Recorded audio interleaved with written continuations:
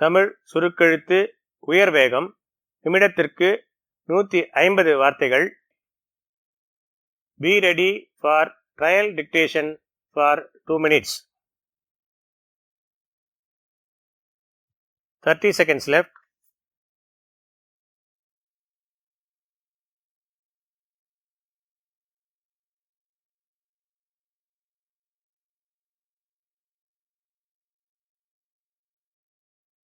Fifteen seconds left.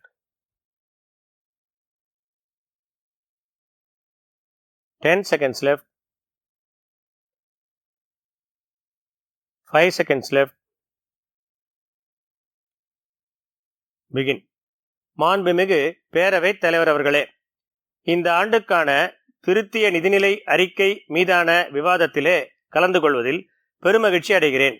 தாங்கள் அளித்துள்ள இந்த வாய்ப்பை பயன்படுத்தி இந்த நிதிநிலை அறிக்கையின் மீது சில கருத்துக்களை இந்த மாமன்றத்தில் பதிவு செய்ய விரும்புகிறேன். ஜனநாயகத்தில் மக்கள் பிரதிநிதிகளாகிய நாம் மிகச்சிறந்த பொறுப்பை ஏற்று வருகிறோம். இருப்பினும் நாம் என்ன நினைக்கிறோம் என்பதை விட இந்த அரசின் செயல்பாடுகள் குறித்து நம்மை தேர்ந்தெடுத்து அனுப்பிய மக்கள் என்ன கருதுகிறார்கள் என்பது மிகவும் முக்கியம். இதனை நான் முதற்கண் பதிவு செய்ய விரும்புகிறேன்.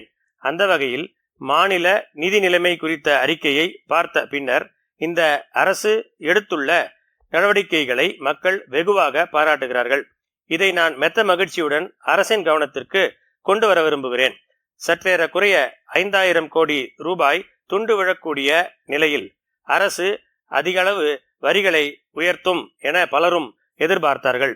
எனினும் அதனை பொய்யாக்கி புதிய வரிகளே இல்லாத நிதிநிலை அறிக்கையை அரசு இந்த ஆண்டு அளித்துள்ளது என்பது உள்ளபடியே பாராட்டத்தக்கதாகும். இதற்காக நான் மாண்புமிகு முதலமைச்சர் அவர்களுக்கும் மாண்புமிகு நிதியமைச்சர் அவர்களுக்கும் நன்றி தெரிவிக்க கடமைப்பட்டிருக்கிறேன். அடுத்தபடியாக நான் முக்கியமான விஷயம் ஒன்றை குறிப்பிட விரும்புகிறேன். இந்த நிதிநிலை அறிக்கை இந்த தலைமுறை கண்டிராத பேரிடர் நேரத்தில் சமர்ப்பிக்கப்பட்டுள்ளது என்பதை நாம் நினைவில் கொள்ள வேண்டும். கடந்த 1 வருட காலமாக கோவிட் பெரும் தொற்று உலக பொருளாதாரத்தையே புரட்டி போட்டுள்ளது. அனைத்து நாடுகளிலும் முழு அடைப்பு காரணமாக உற்பத்தி குறைந்ததோடு மக்கள் அதிக அளவு பாதிக்கப்பட்டனர். சுற்றுலா உட்பட பல தொழில்கள் முற்றிலுமாக முடங்கி போகும் நிலை ஏற்பட்டது. இது தவிர நோய் தொற்றை குறைக்க உலக நாடுகள் அனைத்தும் மிக பெரும் தொகையை செலவிட்டன. எனவே அத்தகைய சிரமமான நிலையில் இந்த சவாலை திறமையாக கையாண்டதோடு புதிய வரி இல்லாத நிதிநிலை அறிக்கையை அளித்தது ஒரு சாதனை என்றால் அது மிகையாகாது.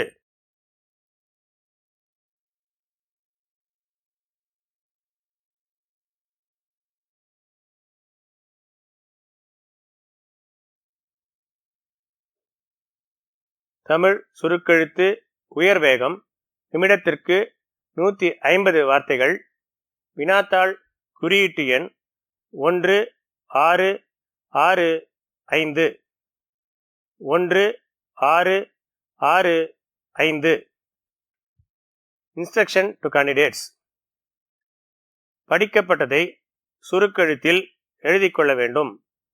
சுருக்கெழுத்தில் எழுதி கொண்டதை அதற்கு நேரான விரிவெழுத்தில் எழுத வேண்டும். சுருக்கெழுத்து திறனுக்காக 10 மதிப்பெண்கள் ஒதுக்கப்பட்டுள்ளன. விரிவெழுத்தில் எழுதும்போது கையெழுத்து தெளிவாக இருப்பதுடன் வரிகளுக்கிடையே உரிய இடைவெளி இருக்க வேண்டும்.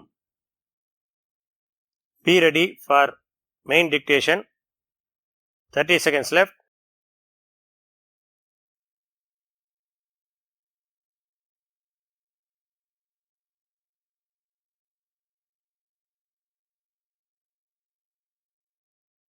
Fifteen seconds left.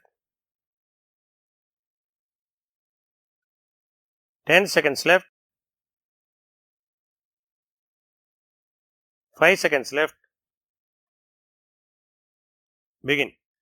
மாணவர்களே, ஆசிரியர் பெருமக்களே, உங்கள் மத்தியில் உரையாற்றுவதில் நான் பெருமகிழ்ச்சி அடைகின்றேன். இந்தியாவிலே தமிழகத்தைப் போல கொடுத்து வைத்த மாநிலம் வேறு இல்லை என்று நாம் சொல்ல முடியும். ஏனென்றால் தமிழகத்தில் அனைத்து வகையான இயற்கை வளங்கள் மட்டுமல்லாது சமுதாய நல்லிணக்கம், முன்னேற்றம் என சிறப்பான அம்சங்கள் ஒரே மாநிலத்தில் உள்ளன. இங்குள்ள பல மலைவாச பகுதிகள் ஆங்கிலேயர்களின் வசதிக்காகவே அமைக்கப்பட்டவை. நாம் நூற்றுக்கணக்கான மைல் கடந்து அத்தகைய இடங்களுக்கு பலமுறை சென்று வருகிறோம்.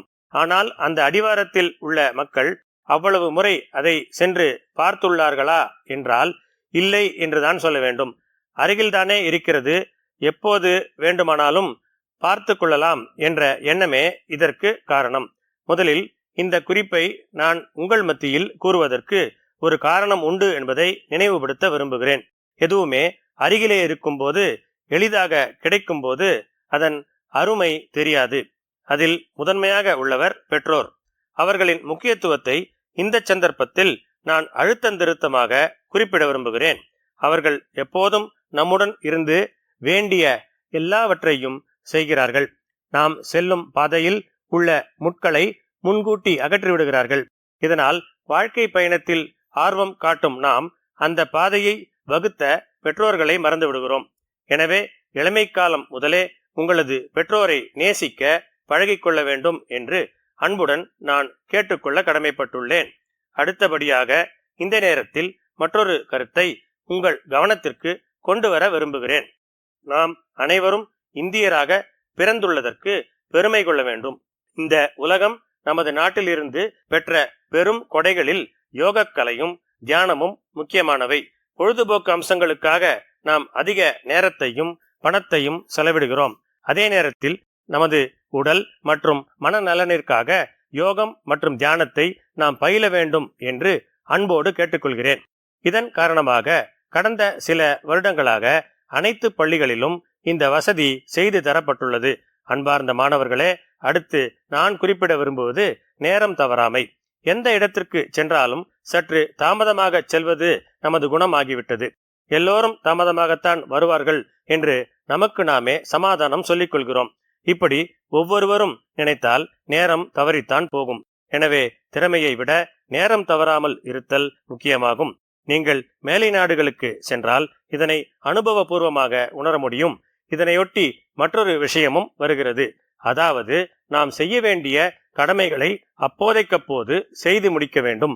எப்படி இருந்தாலும் நாம் தான் அதை செய்ய போகிறோம் என்பதால் உடன் முடிப்பது நல்லது. இதனால் பின்னர் ஏற்படும் மன அழுத்தமும் விலகிடும். அவசரத்தால் நேரும் தவறுகளையும் குறைக்கலாம். எனவே மாணவர்கள் இதில் அக்கறை காட்ட வேண்டும் என்று அன்போடு கேட்டுக்கொள்ள கடமைப்பட்டுள்ளேன். எனவே உலகம் நல்லதுதான், நம்முடைய அணுகுமுறையில்தான் நாம் மாற்றம் செய்ய வேண்டும். உங்களுக்கு கிடைக்கும் வெற்றியும் தோல்வியும் உங்களால் ஏற்பட்டதே. இதை நீங்கள் உணர்ந்தால் நீங்கள் அடைய விரும்பும் அனைத்தையும் அடைய முடியும் என்பதை சுட்டிக்காட்ட விரும்புகிறேன். ஆகவே மனம் வைத்தால் எதுவும் சாத்தியம் என்பதை உறுதியாக சொல்லிக்கொள்ள விரும்புகிறேன்.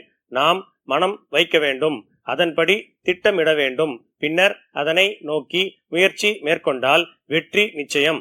எனவே இங்கே கூடியிருக்கும் இளைஞர்கள் இது குறித்து ஆழ்ந்த யோசனை செய்ய வேண்டும் என்று கேட்டுக்கொள்கிறேன். இதில் குறிப்பாக ஆசிரியர்களுக்கு, அதிலும் முக்கியமாக ஆரம்ப பள்ளி ஆசிரியர்களுக்கு பெரும் பொறுப்பு உள்ளது என்பதை எடுத்து கூற விரும்புகிறேன். மாணவர்கள் விளையும் பயிர்களாக உள்ளபோதே நேரம் மற்றும் உழைப்பின் உயர்வை நீங்கள் அவர்களுக்கு சொல்லிக் கொடுக்க வேண்டும் என்று கேட்டுக்கொள்ள கடமைப்பட்டுள்ளேன். அடுத்தபடியாக நான் ஆசிரியர்களுக்கு ஒன்றிரண்டு விஷயங்களை சுட்டிக்காட்ட விரும்புகிறேன். நீங்கள் எந்த துறையில் பயின்றிருந்தாலும் அந்த துறையில் ஏற்படும் முன்னேற்றங்களை அறிந்தவராக இருத்தல் வேண்டும். உங்கள் துறையில் நீங்கள் மிகச்சிறந்து விளங்கினால் உங்களிடம் உள்ள மற்ற குறைகளை கூட மாணவர்களோ அல்லது நிர்வாகமோ பெரிதாக நினைக்க மாட்டார்கள். இது நடைமுறையில் நான் கண்ட உண்மை. அதேபோல நேர்மையோடு மாணவர்களின் நலனை முன்னிறுத்தி பணியாற்றினால் இன்றும் ஆசிரியர்கள் கடவுளாக மதிக்கப்படுவார்கள் என்பதில் ஐயமில்லை. ஆகவே இதுவரை நான் தெரிவித்த கருத்துக்களை மனதில் நிறுத்தி நமது நாட்டை முன்னேற்ற வேண்டுமென்று கேட்டுக்கொள்ள ஆசைப்படுகின்றேன். இந்த இனிய மாலை பொழுதில் இவ்வளவு நேரம் பேசும் வாய்ப்பு கிடைத்ததற்கு நான் மிகவும் மகிழ்ச்சி அடைகிறேன். இந்த நல்ல வாய்ப்பை ஏற்படுத்தி தந்த அனைவருக்கும் நன்றி கூறி நிறைவு செய்கிறேன்.